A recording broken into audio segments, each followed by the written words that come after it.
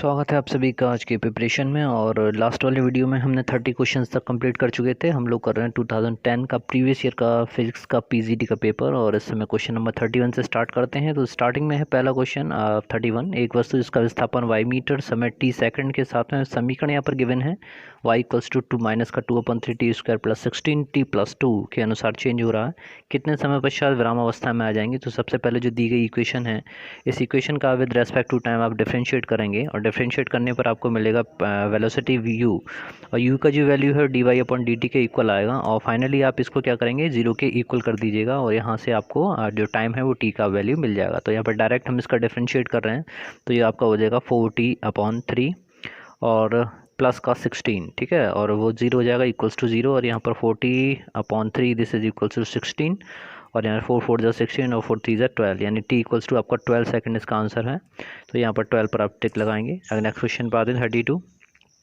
एक पिंड दे रखा है, इसकी विशिष्ट ऊष्मा specific heat 0.2 kilo calorie per kilogram degree Celsius है। 100 डिग्री सेल्सियस तक गर्म किया जाता है। उसके द्रव्यमान में परसेंटेज वृद्धि कितनी होगी, ठीक है, प्रतिशत वृद्धि कितनी होगी। अब body of specific heat 0.2 kilo calorie per kilogram is heated through the 100 degree, the percentage increases in its amount will be, कितना होगा, ठीक है ना। तो उसके लिए यहाँ पर आपको सबसे पहले इसके जो मान हैं, ठीक है, जो विशिष्ट ऊष्मा का सूत्र होता है Q equals to m into C into delta T. इस फॉर्मूले से सबसे पहले आपको डेल्टा Q का मान पता करना होगा, और यहाँ पर जो मान इसका निकालेंगे वो m, और की जो C की जो वैल्यू दे रखी है इसको आप जूल में चेंज कर लीजिएगा। तो इसमें जब जूल में कन्वर्ट करेंगे तो 0.2 के साथ में मल्टीप्लाई करेंगे 4.2 इंटू 10⁻³ का, ठीक है, 10 की घात 3 का मल्टीप्लाई करेंगे तो ये जूल प्रति किलोग्राम डिग्री सेल्सियस में कन्वर्ट हो जाएगा। अब इसके बाद आप यहाँ पर आइंस्टीन का फॉर्मूला लगाएंगे। वैसे तो E equals to delta m into C square होता है, लेकिन यहाँ पर आप डेल्टा एस E की जगह पर आप डेल्टा Q ही कंसीडर कीजिए, और डेल्टा Q इक्वल्स टू आप लेके चलेंगे delta m into C square, ठीक है। और यहाँ से आप डेल्टा m का मान निकालेंगे। डेल्टा m आपके इसके बराबर होगा डेल्टा Q/c स्क्वायर के इक्वल होगा। और जो पहली वाली इक्वेशन है, इस इक्वेशन से आप डेल्टा Q का मान यहाँ पर लगाएंगे। यहाँ पर C आप जो देख रहे हैं C प्रकाश की चाल के बराबर है। तो इसमें अब आप नेक्स्ट स्टेप में आप क्या करेंगे कि डेल्टा Q इक्वल्स टू ये जो वैल्यू आपकी मल्टीप्लाई करने के बाद आपको मिलेगी 8.4 इंटू 10⁻4 अपॉन आपका 9 इंटू 10⁻16, ठीक है। 3 इंटू 10 का आप स्क्वायर करेंगे तभी ये वैल्यू 9 इंटू 10⁻16 आपको मिलेगा। यहाँ पर अब आप, क्योंकि हम डेल्टा Q/c स्क्वायर की वैल्यू निकाल रहे थे जो किसके बराबर थी, डेल्टा m के बराबर चल रहे थे, तो इस m को जब इसके नीचे ले जाएंगे तो ये केवल आपके पास में फैक्टर बचेगा 8.4 10⁻4, और अपॉन में डिवाइड करेंगे 9 इंटू 10⁻16 से। तो इसका जब इसमें भाग लगाएंगे तो आपको जो वैल्यू मिलेगी वो मिलेगी 9.3 इंटू 10⁻−13, ओके। यानी डेल्टा m/m का जो मान आपको मिलेगा वो मिला 9.3 इंटू 10⁻−13। अब इसको परसेंटेज में चेंज करने के लिए 100 का मल्टीप्लाई, ठीक है, तो दोनों तरफ 100 का मल्टीप्लाई करेंगे तो यहाँ पर 2 पावर इसकी कम हो जाएंगी, प्लस का 2 कम कर दीजिएगा, तो यहाँ पर आपको मिलने वाला 9.3 इंटू 10⁻−11। इतना परसेंटेज की इसमें क्या होगी, वृद्धि होगी। और वृद्धि के बाद में आप ये देखेंगे इसका जो सही आंसर है वो है 9.3 इंटू 10⁻−11, ठीक है। नेक्स्ट क्वेश्चन पे आते हैं। अगला क्वेश्चन है आपका, एक कार 10 मीटर त्रिज्या के वृत्तीय क्षैतिज पथ पर 10 मीटर पर सेकंड की नियत चाल से चल रही है। कार की छत से 1 मीटर लंबाई की एक हल्की दृढ़ सड़क के द्वारा एक साहुल सूत्र लटकाया गया। पथ से सड़क द्वारा बना कोण कितना होगा, एंगल कितना होगा। The car is moving with a constant speed of the 10 meter per second along a circular path of the radius 10 meter in the horizontal plane. A plumb thread is suspended from the roof of the car with the help of a rigid light rod of length 1 meter. The angle subtended by the rod from the path is, तो यहाँ पर simple formula आपको आपका tan theta this is equals to v square upon rg, ठीक है, ये use करना है। और यहाँ पर आपको सभी की वैल्यू लगानी है। ज़रूरी नहीं होता कि क्वेश्चन में जो भी चीज़ें दे रखी हैं उन सभी का आपको यूज़ करना हो, वो थोड़ा कंफ्यूज करने के लिए किया जाता है। तो यहाँ पर v की जगह पर आप 10 इंटू 10 रखेंगे, वहीं पर रेडियस का मान लगाएंगे तो 10 आएगा, और यहाँ पर गुणित त्वरण का जो मान लगाएंगे वो आपको 10 मिलेगा। तो यहाँ से जब इसको कैंसिल आउट करो तो आपको मिलेगा 1, और 1 जो वैल्यू होती है 1045 की होती है। तो यहाँ पर theta this is equals to कितना होगा 45, तो यहाँ पर एंगल आपका आंसर है 45। अगले क्वेश्चन पे आते हैं। क्वेश्चन नंबर 34, एक 5 सेंटीमीटर त्रिज्या के धातु के खोखले गोले को इस प्रकार आवेशित किया जाता है कि उसकी सतह पर विभव 10 वोल्ट होता है। गोले के केंद्र से 2 सेंटीमीटर की दूरी पर विभव कितना होगा। तो यहाँ पर सेंटर हमने एक हॉलो स्फीयर कंसीडर किया, हॉलो मेटालिक स्फीयर, जिसकी रेडियस गिवन है 5 सेंटीमीटर इसकी रेडियस दे रखी है, और उसको जब चार्ज किया जाता है तो जो पोटेंशियल है तो उसकी सतह पर जो पोटेंशियल या विभव है वो सभी जगह एक समान होगा। और इस केस में अगर एक बार दोबारा से चित्र हम लोग बना लें तो इसमें जैसे हमने जब थ्योरी पढ़ाई थी, ठीक है, जिन्होंने 12th क्लास में, अगर आप चाहें तो इलेक्ट्रिक फील्ड इंटेंसिटी के ऊपर पूरे टॉपिक्स हैं तो वहाँ पर भी आप देखकर उस चीज़ को क्लियर कर सकते हैं।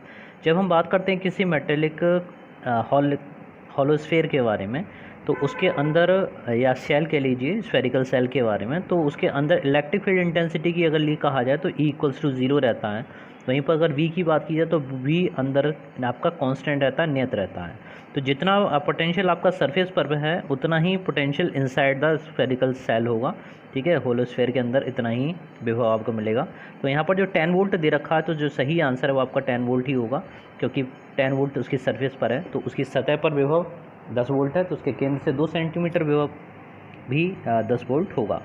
नेक्स्ट क्वेश्चन पे आते हैं। क्वेश्चन नंबर 35 है, सूर्य के पृथ्वी के कोणीय संवेग का द्रव्यमान से अनुपात जो दे रखा है वो इतना 4.4 × 10⁻15 मीटर पर सेकंड है, ठीक है ना। तो यहाँ से अगर हम देखें कोणीय संवेग को J से दिखाते हैं और द्रव्यमान को अगर M से नोट करें तो ये वैल्यू गिवन है 4.4 × 10⁻15 आपका मीटर स्क्वायर पर सेकंड के।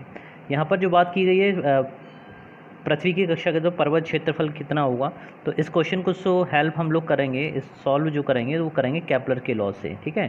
केपलर के जो ग्रह संबंधी नियम दे रखे हैं, प्लेनेट संबंधी नियम हैं, तो ये 3 नियम हैं संख्या में, और इन 3 नियमों को ज़रूर कर लीजिएगा, अवश्य कर लीजिएगा, क्योंकि अक्सर देखा गया है कि इन तीनों पर डिपेंड कोई ना कोई क्वेश्चन अवश्य आपको मिल जाता है।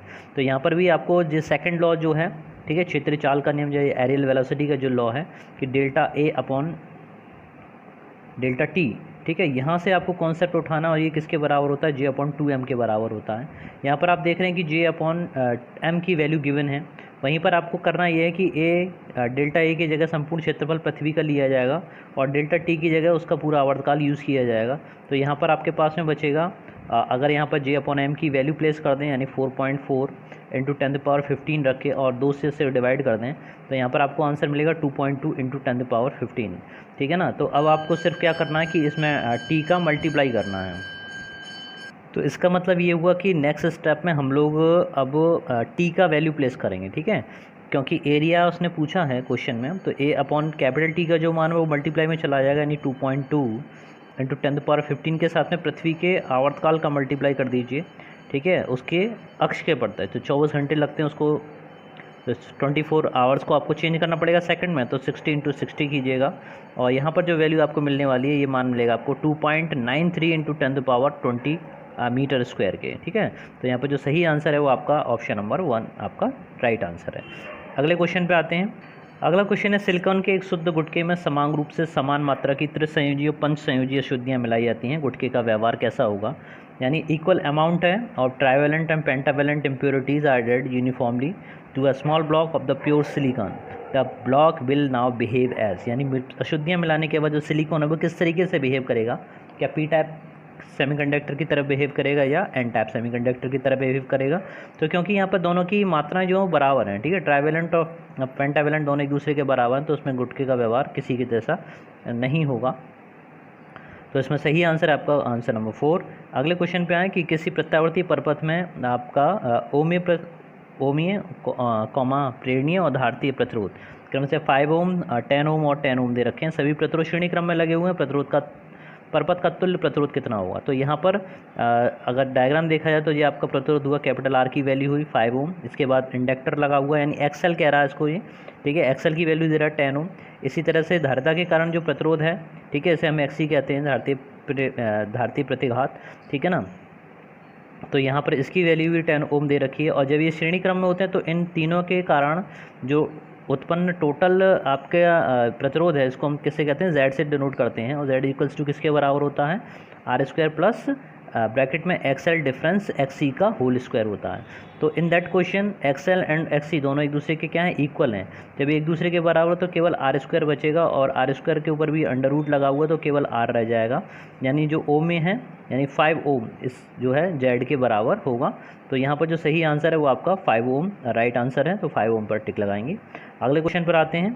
क्वेश्चन नंबर 38, हाइड्रोजन परमाणु की एनवी कक्षा के इलेक्ट्रॉनों का कोणीय वेग ओमेगा और कक्षा की त्रिज्या आर हो तो आर इंटू ओमेगा किसके बराबर होगा।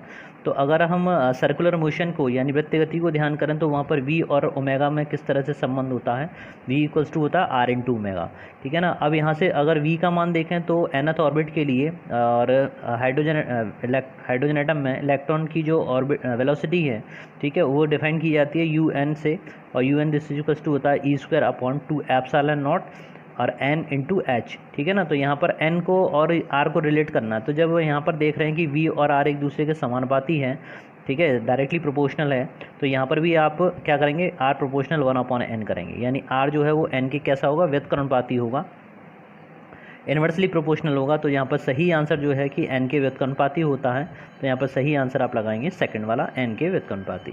क्वेश्चन नंबर 39 पे आते हैं। किसी ताप युग्म की ठंडी संधि का ताप -15 डिग्री सेल्सियस है, इसका उदासीन ताप 285 है, उत्क्रमण ताप का मान कितना होगा। तो यहाँ पर सबसे पहले हमें रिलेशन देखना पड़ेगा। The temperature of cold junction दे रखा है गिवन, थर्मोकपल की बात हो रही है, -15 डिग्री सेल्सियस है। Neutral temperature of the couple is 285। तो इन्वर्जन टेम्परेचर यहाँ पर पूछा गया, तो सबसे पहले इन दोनों के बीच में रिलेशन होता है, उसके बारे में देख लें। यहाँ के बीच इनके बीच में रिलेशन जो होता है वो आपका होता है इन्वर्स टेम्परेचर होता है नॉर्मल टेम्परेचर का डबल, ठीक है ना। इन रिलेशन को भी अच्छे से देख लीजिएगा, काफ़ी बार पूछे गए हैं। और इसके बाद आप जब वैल्यू प्लेस करेंगे तो 2 इंटू 285 कीजिएगा, 285 करेंगे तो ये वैल्यू आपके पास में आएगी 570 के अराउंड कुछ, ठीक है, 570 आएगी। इसमें -15 और ऐड कीजिएगा तो ये आपके पास में मिलेगा 585। तो मेरे अनुसार ये आंसर आपका आ रहा है 585 यानी 585 जो आपका सही आंसर है, आंसर नंबर 4।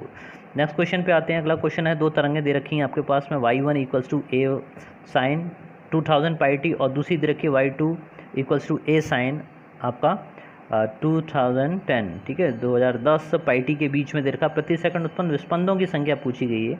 देखिए बीट्स से भी पहले भी काफ़ी हम अच्छे क्वेश्चंस देख चुके हैं, तो बीट्स वाला टॉपिक काफ़ी ज़्यादा इंपॉर्टेंट है, चैप्टर भी छोटा है, ठीक है। तो यहाँ पर आपको n2 और n1 का मान पता करना है, जो आप दी गई इन इक्वेशंस की कंपैरिजन करके पता कर सकते हैं, ठीक है ना। तो पहले y1 की कंपैरिजन करेंगे, y1 की तुलना आप किससे करेंगे, y1 की कंपैरिजन करिए आप a साइन 2 पाई n1t से, ठीक है ना, n1t करके इसको लिख दिया है। तो यहाँ पर जब आप इस पूरे फैक्टर को पाई से पाई कैंसिल कीजिएगा और t से t को कैंसिल कीजिएगा तो यहाँ पर बचेगा n1 2n1 और 2 से इसमें डिवाइड करेंगे तो n1 की वैल्यू कितनी आपके पास में आ जाएगी, 1000 आएगी। ठीक इसी तरह से आप y2 को कंपेयर करने के लिए उसी तरह से कंपेयर कीजिएगा, तो पाई टी से पाई टी कैंसिल हो जाएगा, आपका n2 इक्वल्स टू आपके मिलेगा 2 का भाग लगा दीजिए तो 1005 मिलना चाहिए, ठीक है ना, यही है। तो n2 का मान आपके पास में आएगा 1005 और n1 का मान आपका 1000, इन दोनों का डिफरेंस किसके बराबर होगा, 5 के बराबर होगा, तो यही आपका आंसर है। तो इसमें जो सही ऑप्शन है वो है आपका 5। देखिए मैं एक चीज़ और कहना चाहूँगा, जिस पहले वाले वीडियो में भी मैंने ऐसे आपको बताया था कि मैं क्लास 12th के लिए भी बोर्ड प्रिपरेशन के लिए अभी अति शॉर्ट, ठीक है, वेरी शॉर्ट क्वेश्चंस की श्रृंखला स्टार्ट की थी, उसमें भी काफ़ी सारे वीडियोस अवेलेबल हैं, तो आप वहाँ से भी रिवीजन करना चाहें और कुछ और क्वेश्चंस फार्मूलोज़ को एक बार और देखना चाहें तो कोई भी अगर एक्स्ट्रा क्वेश्चन मिलता है तो वो आपके लिए प्लस मार्किंग होगा, ठीक है। तो मैंने आपको रास्ता बताया है, आप उसको ज़रूर देखिएगा प्लेलिस्ट में जाकर, बोर्ड की करंट वाले, ठीक है ना। अभी हाल में जो बोर्ड के लिए एग्जामिनेशन के लिए प्रिपरेशन कराई थी हमने, तो उसके अकॉर्डिंग स्टूडेंट्स के लिए वो चीज़ें वहाँ पर अवेलेबल है, तो उसका आप फ़ायदा ज़रूर लीजिए। नेक्स्ट क्वेश्चन पे आते हैं, 41 है, ठीक है। 41 क्वेश्चन है, डायमेंशन इक्वेशन बतानी है, संवेग ऊर्जा अपॉन बल, इसका विमीय समीकरण बताना है। तो बस क्वेश्चन तो ईजी है, लेकिन वही चीज़ है कि अगर आप सही से तैयार करें तब है। तो यहाँ पर सबसे पहले संवेग, ठीक है, इसका डायमेंशन क्या होता है, mlt-1 होता है, ये बिल्कुल लर्न होने चाहिए आपको अच्छे से। यहीं पर अगर ऊर्जा की बात करें तो ml2t-2, इसके जितने भी एप्लीकेशन वो सब लगा लीजिएगा। बल की बात करें तो mlt-2, ठीक है। बस आपको से फिनिश करना है, M से M, L से L, T से T ख़त्म कीजिएगा, बचेगा पास में आपके Ml2T-1, जो सही आंसर है आपका थर्ड वन। तो यहाँ पर डायमेंशंस को लिए आपके लिए इंट्रोडक्शन कराना इसीलिए ज़रूरी है कि इसको आप ध्यान में रखिए, और इसके ऊपर काफ़ी 1-2 क्वेश्चन 100% मिलना है। तो किसी भी चैप्टर को आप छोटा ना समझें, every chapter is too much important, और जो आ जाए वही इंपॉर्टेंट होता है। क्वेश्चन नंबर 42 पे देखें, ध्यान दीजिए। एक सेकंड पेंडुलम की लंबाई दे रखी है, 44% की वृद्धि की जाती है, इसके दोलन का आवर्तकाल कितना होगा। आवर्तकाल और लंबाई में संबंध निकालना, T=2π√L/g होता है। तो यहाँ पर सीधा सीधा पता चल रहा है कि L बढ़ाने से ये बढ़ जाएगा, तो घटने वाला कॉन्सेप्ट तो उसमें होगा ही नहीं, ठीक है ना। अब कितना बढ़ जाएगा, तो उसके लिए मैं ट्रिक बताता हूँ। वैसे तो पूरा ये क्वेश्चन करोगे तो काफ़ी टाइम लगेगा, लेकिन इसकी शॉर्ट ट्रिक ये है कि ΔT/T × 100 कीजिएगा, ठीक है। ये मेरा अपना पर्सनल एक्सपीरियंस है कि आप इससे सही आंसर को प्राप्त करेंगे। ΔL/L कीजिएगा 100, ठीक है ना। जैसे हम लोग विमीय विश्लेषण में करते हैं, तो यहाँ पर 1/2 किया, 1/2 आगे आया, और 1/2 करके सारी वैल्यू कितनी दे रखी है इसमें लंबाई में कितने % की वृद्धि है, 44 की। तो 44 को 2 से डिवाइड करना, और आंसर आपके पास में होगा 22%, ठीक है। तो 22% कैसा होगा, बढ़ जाएगा। तो इसमें जो सही आंसर आप लगाएंगे ऑप्शन नंबर 1। नेक्स्ट क्वेश्चन है, एक उपग्रह पृथ्वी के चारों तरफ पृथ्वी के गुरुत्व त्वरण G के प्रभाव में ω1 कोणीय गति से घूम रहा है, ठीक है। घूमने दीजिए। अब कह रहा है कि G का मान अचानक घटकर G/4 हो जाए, और उपग्रह की उसी कक्षा में कोणीय गति ω2, यानी ω2 बदल रहा है, उसकी त्रिज्या नहीं बदल रही है, ठीक है। उसी कक्षा में बनना है, तो उसकी रेडियस चेंज नहीं हो रही है। यहाँ पर ω1 और ω2 में जो रिलेशन बनेगा उसका मान पूछा गया है, ठीक है ना। तो यहाँ पर अगर हम बात करें सर्कुलर मोशन के बारे में, तो उसका जो फार्मूला होता है A=R×ω² होता है। बस आपको करना ये है कि यहाँ पर एक ही जगह पर G लेना है, R, और यहाँ पे लिखना ω1²। G को आधा कर दीजिए, आधा कर रहा है, 4 कर रहा है, G/4, तो G/4 हुआ। उसी कक्षा में घूम रहा है ω1, सॉरी R वही रहेगी, ω2 चेंज हो जाएगा, ω2 बदल दिया भाई, ठीक है। दोनों इक्वेशन बना के भाग लगाइएगा, R से R ख़त्म कीजिएगा, G से G ख़त्म कीजिएगा, डिनोमिनेटर ऊपर जाएगा, तो आपके पास मिलेगा ω1² और दिस इज इक्वल्स टू किसके, 4 के। तो यहाँ पर ω1/ω2 जब निकालेंगे तो बराबर किसके मिलेगा, 2 के बराबर मिलेगा। इसका मतलब ये हुआ कि ω1 बराबर किसके हैं, 2ω2 के हैं। तो यहाँ पर जैसे आप देख पा रहे हैं कि x का रोल यहाँ पर कौन प्ले कर रहा है, 2 कर रहा है। तो यहाँ पर जो सही आंसर है वह है आपका 2, ठीक है। 2 इसका सही आंसर है। अगले क्वेश्चन पे आते हैं, 44। एक लंबी स्प्रिंग की लंबाई के 1:3 अनुपात में विभक्त किया जाता है। यदि मूल स्प्रिंग का बल नियतांक 12 N/m हो, तो विभक्त करने के बाद छोटे एवं बड़े भागों के बल नियतांकों का अनुपात क्या होगा। तो यहाँ पर बल नियतांक मतलब फोर्स कांस्टेंट है, ठीक है। तो फोर्स कांस्टेंट की बात करें तो F=kx आपके दिमाग में आ जाना चाहिए। तो F=kx की अगर हम लोग बात करें तो F=kx-kx होता है, ठीक है। k और x की बात करें तो k प्रोपोर्शनल 1/x, ठीक है। इसी को यहीं से उठाना है, तो k1/k2 दिस इक्वल्स टू क्या होगा, x2/x1। यहाँ पर रेशो लंबाइयों का अनुपात क्या है, 1:3 है, तो यानी 3 ऊपर गया, 1 नीचे आया। k1 k2 का रेशो पूछा गया, बलनताओं का अनुपात कितना होगा, तो सही अनुपात आंसर क्या है आपका 3:1, यानी दूसरा ऑप्शन इसमें सही है। क्वेश्चन छोटे होते हैं लेकिन ट्रिकी होते हैं, ठीक है ना। तो उसमें फंसने की ज़रूरत नहीं है कि आप लॉन्ग मेथड ही अपनाएं। ये सही है कि आपने जब पढ़ाई की थी, 12th की है या BSc वगैरह किया, तो उसमें निकालने के पूरा लॉन्ग मेथड दे रखा है, लेकिन उस लॉन्ग मेथड को आपको वहाँ पर समय और परिस्थितियाँ देखते हुए शॉर्ट से शॉर्ट करना है, ठीक है ना। तो यही प्रयास आपका एग्ज़ाम में देखा जाता है। आइए अगले प्रश्न पर चलते हैं। अच्छा, एक चीज़ और है कि प्रत्येक वीडियो को बनाने में बहुत मेहनत लगती है, आप सभी जानते हैं, और इसका फ़ायदा तभी है जब आप लोग इससे कोई भी प्रॉफिट ले पाएँ। तो मेरा आप सभी से कहना है कि आप इस वीडियोज़ को सभी लोगों में, अपने फ्रेंड सर्कल में ज़्यादा से ज़्यादा लोगों में शेयर करें, जिससे कि अच्छी चीज़ सभी के पास पहुँचे। लोगों को जिन आवश्यकता है जॉब की, ठीक है, कम से कम उन लोगों तक ये वीडियो पहुँच सके। इसके लिए हम आपके बहुत हृदय से आभारी रहेंगे। क्वेश्चन नंबर 45 पे आते हैं। रेडियो सक्रिय तत्व 88 रेडॉन 3 अल्फा कण और 1 बीटा कण उत्सर्जन करता है। उत्सर्जन के उपरांत प्राप्त अंतिम आइसोटोप क्या होगा। तो यहाँ पे सबसे पहले यही पता होना चाहिए कि अल्फा कण रेडिएट जब होता है तो परमाणु क्रमांक में 2 की और परमाणु भार में यानी द्रव्यमान संख्या में 4 की कमी हो जाती है। वहीं पर एक बीटा कण के उत्सर्जन पर, ये दोनों किसके साथ होते हैं, अल्फा के उत्सर्जन पर, ठीक है, यानी 2He4। बात करते हैं जब बीटा कण के उत्सर्जन में, तो क्या होता है, द्रव्यमान संख्या तो एज इट इज़ रहती है, लेकिन परमाणु क्रमांक में 1 की वृद्धि हो जाती है, ठीक है ना। तो वहाँ पर आप ध्यान रखिए, द्रव्यमान संख्या में नो चेंज यानी 0 और परमाणु क्रमांक में 1 की वृद्धि, और इसको डिनोट करते हैं -1 बीटा नॉट से। तो यहाँ पर ये पूछ रहे हैं कि 88 रेडॉन से अगर 3 अल्फा कण निकालो तो सबसे पहले परमाणु क्रमांक को आप देखिए, तो 88 में से कितना माइनस करें, अल्फा कण यानी 2, संख्या देखिए कितनी है, 3 है, तो 3 2 जा 6, 6 को आप 88 में से माइनस करेंगे तो आपको मिलेगा 82। अब देखिए 82 किसी ऑप्शन में है, नहीं है, ठीक है, 83 है। अब क्या कह रहा है, एक बीटा कण उत्सर्जित होता, तो एक बीटा कण पर उत्सर्जन पर क्या होगा, 82 में एक ऐड हो जाएगा और ये हो जाएगा 83, ठीक है। तो 83X216 ये आपका नया आइसोटोप होगा। तो आंसर जो है आपका number 3 is your right answer. Next question पे आते हैं, यदि एक बिंदु स्रोत से किसी सतह पर पड़ने वाली तीव्रता को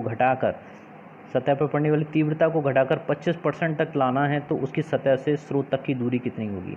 तो इंटेंसिटी और दूरी में क्या रिलेशन होता है कि I प्रोपोर्शनल होता है 1/r², ठीक है ना। तो यहाँ पर I1/I2 अगर हम लोग करते हैं तो यहाँ पर लिखेंगे R2² इंटेंसिटी को घटा के पहले का आधा करना है, यानी I2 का जो मान है वो किसका करना है, I1 का आधा करना है, 25% करना है भाई। 25 का मतलब कितना हो जाए, 1/4 होगा, 25/100 ही तो होगा, 25/100 ही तो होगा। तो 25 1 जा 1 और 24 जा 100, तो I2 का मान I1/4 करना है। तो इसको इसी स्टेप के रूप में लिख लें।